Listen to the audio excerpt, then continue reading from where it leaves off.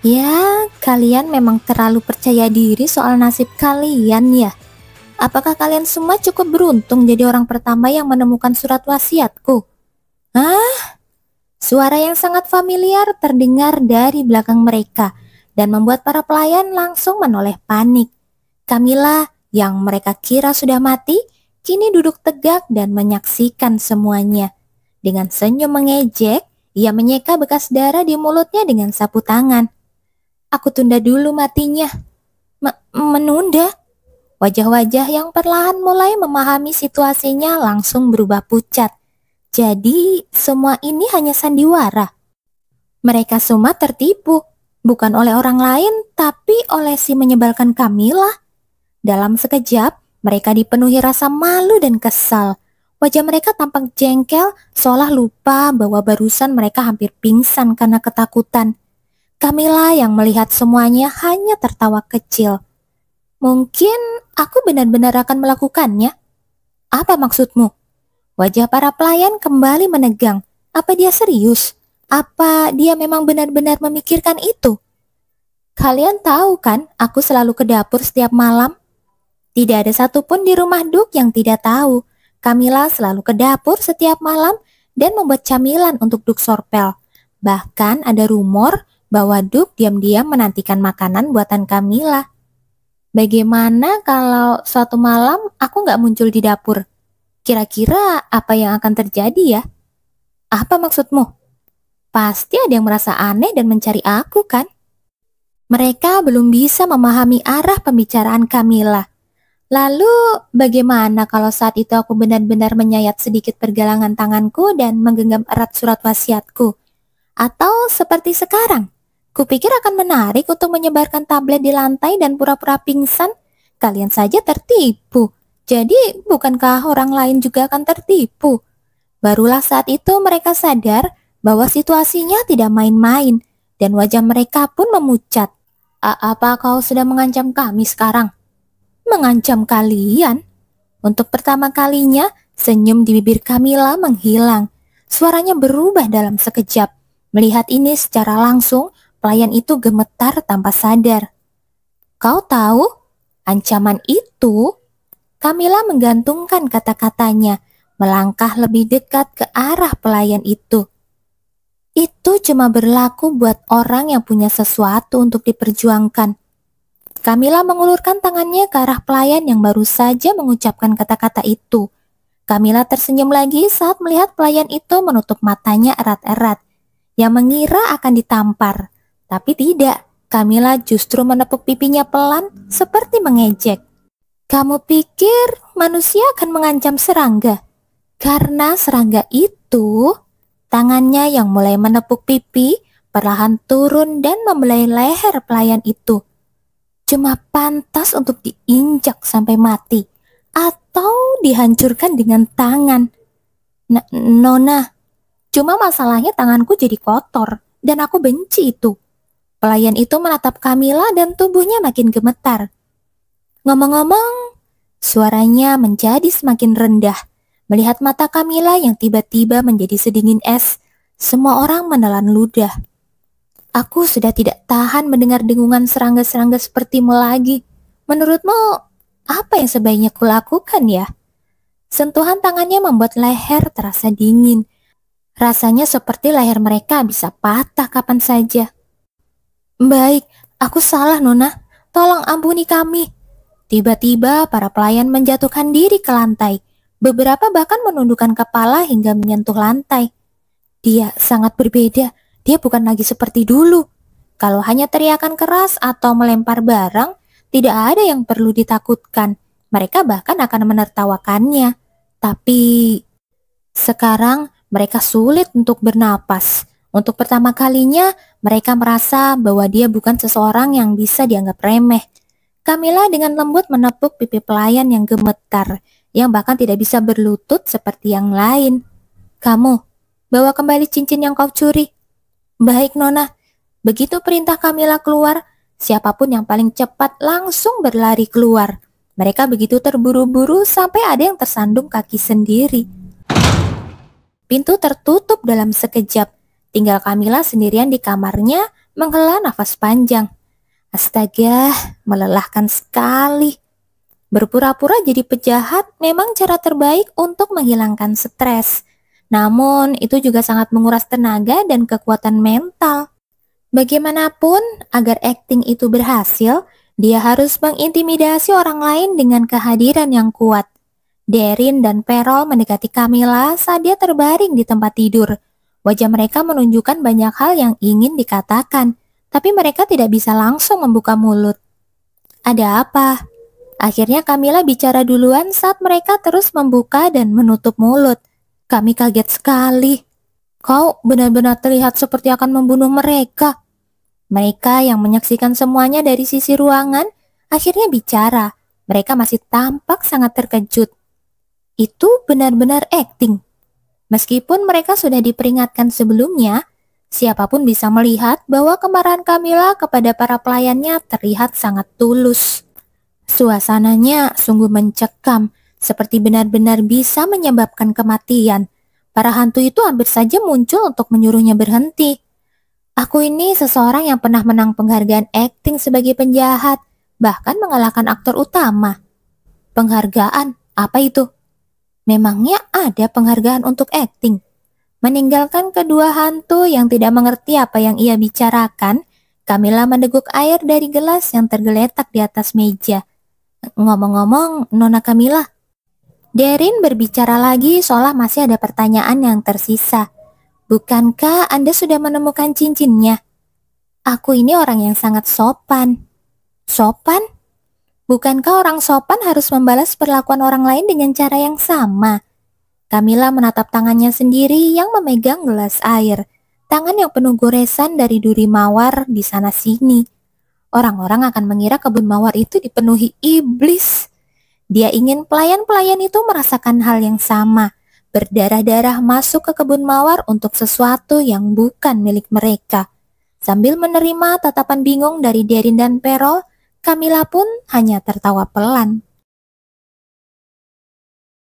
Kenapa? Kenapa tidak ada di sini? Aku yakin ini tempat yang benar. Gali lagi di sana. Tangan-tangan yang mengobrak-abrik taman mawar semakin terburu-buru. Para pelayan datang untuk mencari cincin yang mereka sembunyikan sendiri, bergerak dengan tergesa-gesa sesuai dengan perintah Camilla. Sudah lebih dari 2 jam mereka mencari, tapi bahkan seutas kawat pun belum ditemukan, apalagi cincin. Tangan mereka sudah penuh luka dan perih karena duri mawar. Apa yang kalian lakukan? Cepat gali. Baik. Tapi mereka tidak punya waktu untuk peduli dengan luka-luka di tangan mereka. Jika hari ini cincin itu tidak ditemukan, mereka tidak tahu masalah seperti apa yang akan datang. Kalau itu adalah Camilla yang baru saja mereka hadapi, dia bisa saja dengan mudah membuat mereka lenyap dari wilayah bangsawan tanpa jejak. Di sini tidak ada, di sini juga tidak ada. Beberapa waktu pun berlalu dan hari sudah mulai gelap. Mereka semua kelelahan dan duduk di tanah. Kemana sebenarnya cincin itu pergi? Apa mungkin seseorang diam-diam menggali cincin itu dan menjualnya? Setelah saling curiga satu sama lain, mereka akhirnya menggelengkan kepala. Tidak semua orang cukup bodoh untuk menjual perhiasan bangsawan. Perhiasan mahal bisa langsung diketahui asal-usulnya hanya dari hasil ukiran dan bentuknya. Siapa yang mau mengambil resiko dituduh mencuri? Ayo, kita cari lagi. Mereka harus menemukan cincin itu bagaimanapun caranya. Mereka harus menemukannya, lalu pergi dan memohon ampun kepada Camilla. Apa yang kalian lakukan di sini? Tiba-tiba, seseorang perlahan mendekati mereka. Kepala pelayan. Itu adalah kepala pelayan Rube. Aku tanya, apa yang kalian lakukan? Itu... Wajah Rube yang biasanya selalu tersenyum, kini terlihat dingin. Melihat ekspresinya, tidak ada satupun dari mereka yang bisa membuka mulut. Mereka tidak sanggup mengaku bahwa mereka telah mencuri cincin Camilla dan menyembunyikannya di sana, dan kini tidak bisa menemukannya lagi. Ikuti aku. Setelah mengucapkan itu, kepala pelayan Rube langsung berbalik. Menyadari bahwa ada sesuatu yang benar-benar salah, mereka pun mengikuti Rube dalam diam dengan napas tertahan. Namun di depan mereka, Senyum perlahan muncul di wajah pria itu. Dia benar-benar sudah berubah. Dia sebenarnya sudah cukup memahami situasinya. Kemarin, dia kebetulan lewat dan melihat Camilla menggali cincinnya di sana. Barulah dia mengerti kenapa Camilla membuat kekacauan di taman beberapa bulan lalu. Dan dari situ, dia bisa menebak alasan para pelayan itu juga. Sama seperti juru masak Gellard yang tidak berani mengangkat kepala di hadapan Camilla. Jelas Camilla juga punya sesuatu terhadap para pelayan ini. Kepala pelayan Rube tertawa pelan seolah sedang menonton sesuatu yang menghibur. Mencuri sesuatu? Itu adalah meja yang dibuat oleh pengrajin ahli selama lebih dari 5 tahun. Rube menghela nafas dalam hati melihat sudut meja yang patah karena tangan Duk Sorpel.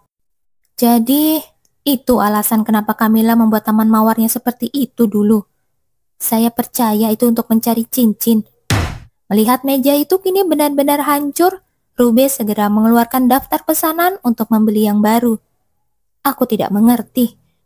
Kalau memang itu yang terjadi, dia bisa saja langsung bicara. Padahal, dulu dia sudah memanggil Camilla dan bertanya kenapa taman mawarnya rusak. Tapi anak itu hanya diam dan tidak memberikan alasan apapun. Akhirnya, dia mengusir Camilla dengan peringatan bahwa ia akan menghukumnya jika membuat masalah lagi. Kenapa? Sama seperti kejadian saat di ruang makan. Kali ini pun juga begitu. Duk Sorpel yang sudah lama tidak bisa menemukan jawabannya kembali menoleh ke Rube. Panggil Camilla. Baik, Tuan. Melihat kepala pelayan Rube pergi keluar, Duk Sorpel menghela nafas kecil. Dia teringat pertama kali bertemu Camilla. Saat itu dia masih anak kecil yang bahkan tidak mau menatap matanya. Ya, tentu saja ada pria asing yang tiba-tiba menggantikan posisi ayahnya. Wajar saja jika dia merasa canggung dan tidak nyaman.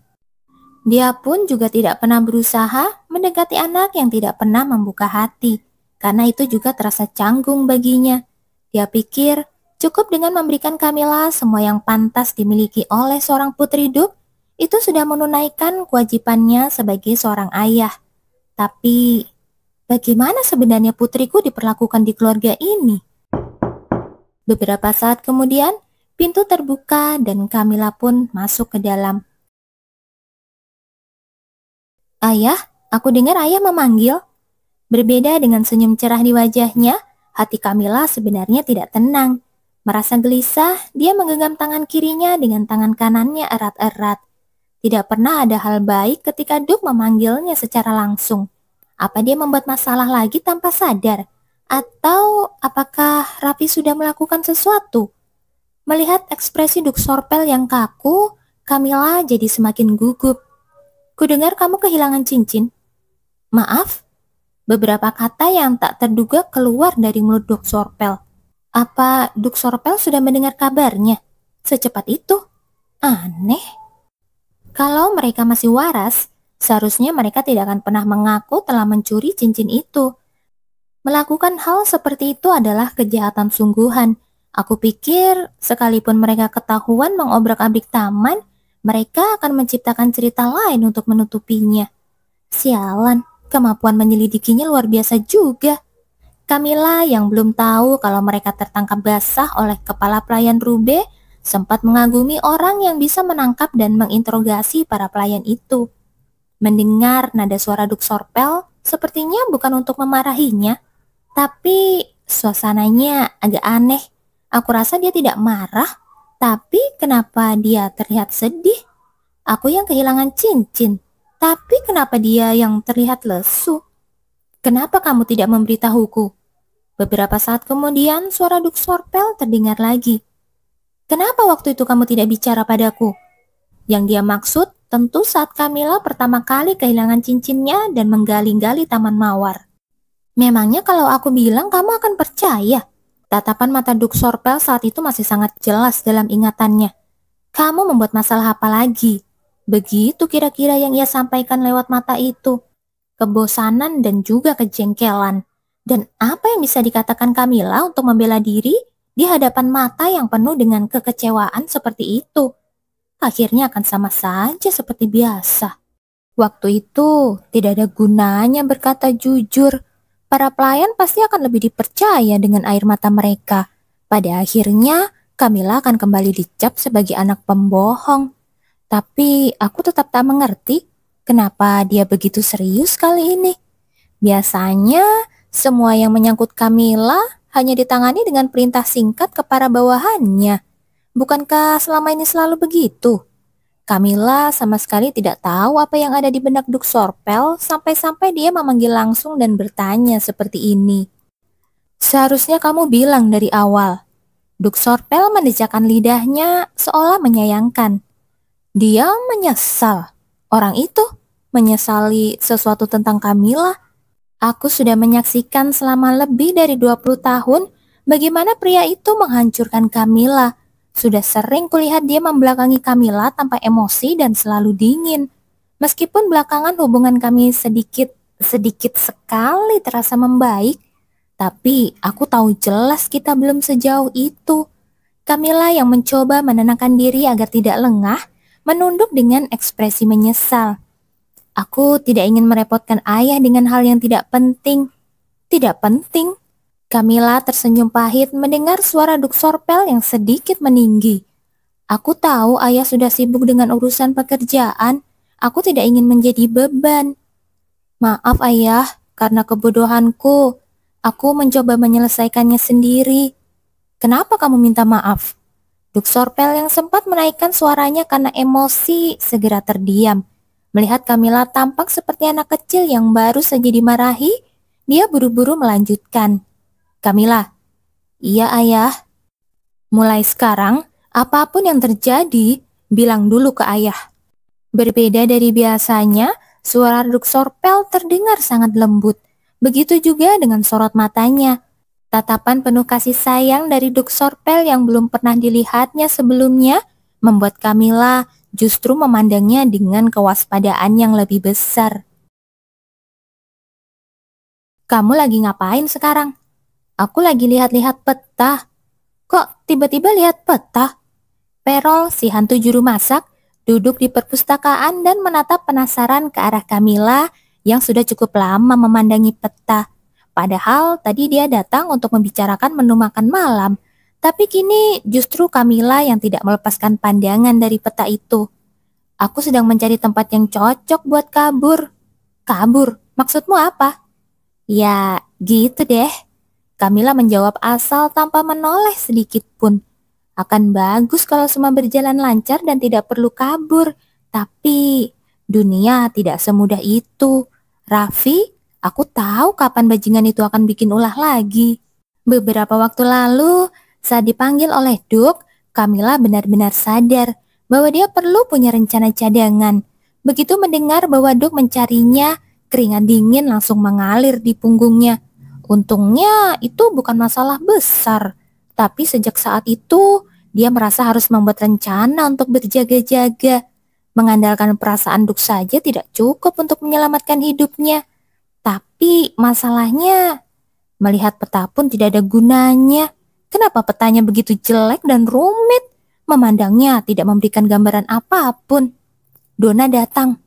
Saat Camilla menoleh karena ucapan Perol, dia melihat Donna berjalan masuk ke perpustakaan. Begitu melihat Camilla, Donna segera menghampirinya. Nona, ada apa? Duk mengirim seseorang untuk bertanya apakah Anda ingin minum teh bersama. Minum teh? Iya. Baiklah. Akhir-akhir ini aku memang sering minum teh bersama Duk Sorpel. Setiap kali aku mampir ke kantornya untuk mengantarkan bunga, kami akan menikmati camilan sambil minum teh. Karena itu bukan hal yang buruk, Camilla pun menyambut hangat waktu yang ia habiskan bersamanya. Bagaimanapun, ia memang perlu memperbanyak waktu bersama sang Duk agar lebih disukai.